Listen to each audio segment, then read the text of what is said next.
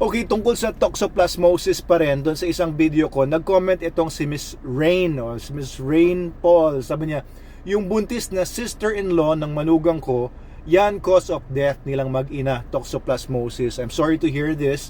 I'm sorry for your loss, ma'am. Dahil sa toxoplasmosis, sabi pa niya sa comment sa baba, ay yung baby sa loob ng sinapupunan namatay, and then yung nanay din namatay. Ang cause of death nga is toxoplasmosis or infection with Toxoplasma gondii or gondii. So itong Toxoplasma gondii, hindi ito isang bagay na ano lang na hindi pwedeng hindi seryosohin. So this is a serious global, hindi lang sa ibang bansa ito. It's a global problem. Kahit sa Pilipinas, marami na rin pong mga naapektuhan. Kagaya nga ng sister-in-law ng manugang ni Miss Rain.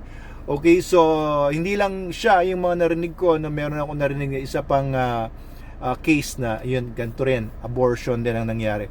So stillbirth, abortions, and other complications din sa panganganak. Bukod sa mga nabanggit ko na blindness, it's also linked to depression, bipolar syndrome, and marami pang mga ibang mga problems sa katawan, inflammation, inflammaging, and inflammaging ang tawag nila sa mga matatanda, and frailty, panghihina ng katawan. Kasi alam nyo, yung mga cysts nito, gumagawa kasi ng cyst ito sa mga muscles at saka sa nerves and also sa brain.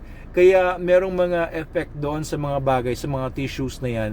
And if it's infection sa mga immunocompromised, kagaya ng mga nagpa-organ transplant, mga may HIV, AIDS, yung mga matatanda na may mga sakit sa puso, etc., ay nagko-complicate po ito ng health condition nila. So, ingat po tayo. Huwag tayo kumain ng mga raw meats, no? Huwag tayong kumain ng mga contaminated. Laging dapat malinis yung kinakain natin. Laging hinuhugasan ng maigi, niluluto ng maigi, hindi yung pwede yung mga undercooked. And also yung poops ng mga pusa, ay lumayo po kayo dyan, or talagang gawin nyo, i-sanitize nyo ng maigi kung may mga pusa man kayo sa bahay.